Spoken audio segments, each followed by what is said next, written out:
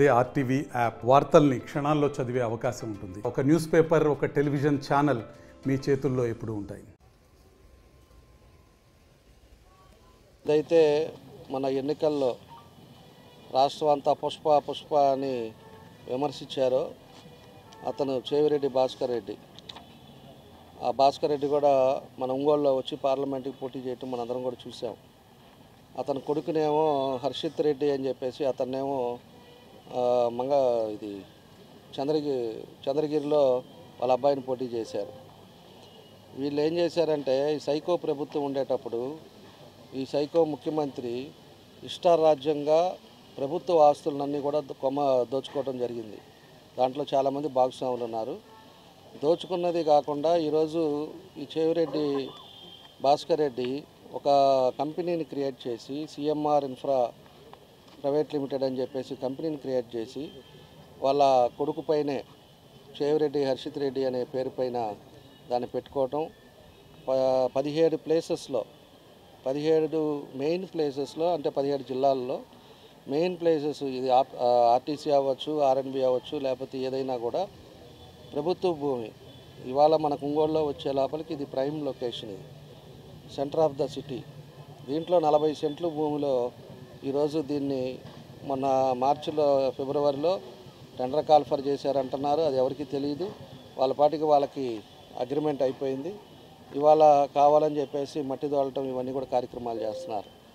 ఇక్కడ ఒంగోలులో already government ప్లేసే లేకుండా చాలా ఇబ్బందులు ఉన్నాయి. ఈరోజు ఏపీఎస్ఆర్టీసీ ప్లేస్ని ఒకసారి ఎదురుగా ఉండేటప్పుడు కూడా తప్పు చేశారు. తక్కువ రేటుకి ఇచ్చేసి దాని కాంప్లెక్స్ ఒకటి కట్టేసి అది కూడా ఆ రోజు ఏపీఎస్ఆర్టీసీ ఇది ల్యాండ్ ప్రైమ్ లొకేషన్లో ఉండేది. దానికి ఎంతో రెంటలు వస్తుంది ఏదైనా చేస్తే కూడా.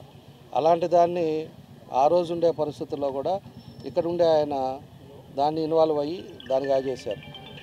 ఈరోజు ఎక్కడో చిత్తూరులో ఉండేవాడు వచ్చేసి ఈరోజు మళ్ళీ ఇక్కడ 40 సెంట్లది 2,33,000 రెంట్ ఇచ్చేటట్టుగా దీన్ని ఇక్కడ కూడా ఆక్యుపై చేశారు.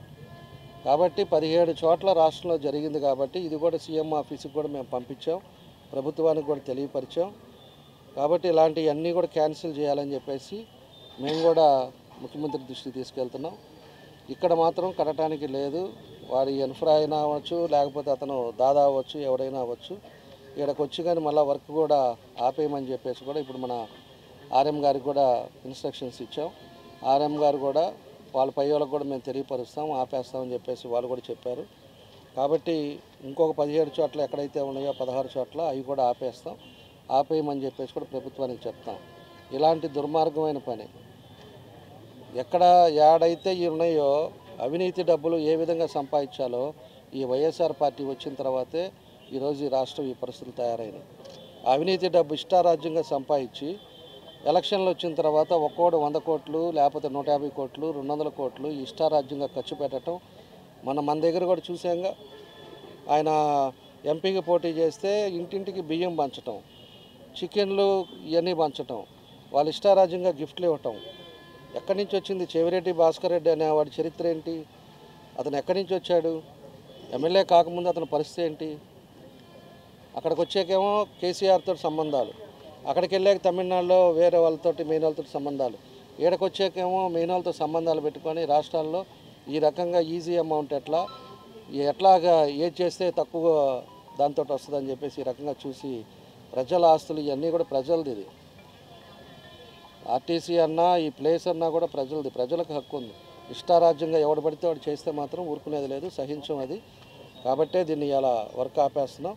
రేపు అంతా కూడా అయిన తర్వాతే ఈ వర్క్ దాన్ని ఏం చేయాలనేది మళ్ళీ ఆలోచిస్తామని చెప్పి కూడా మీ ద్వారా తెలియజేస్తున్నాం. మరిన్ని వీడియోస్ కోసం ఛానల్ ని సబ్స్క్రైబ్ చేయండి, లేటెస్ట్ అప్డేట్స్ కోసం వాట్సాప్ ఛానల్ ని ఫాలో చేయండి అండ్ లింక్ డిస్క్రిప్షన్ లో ఉంది.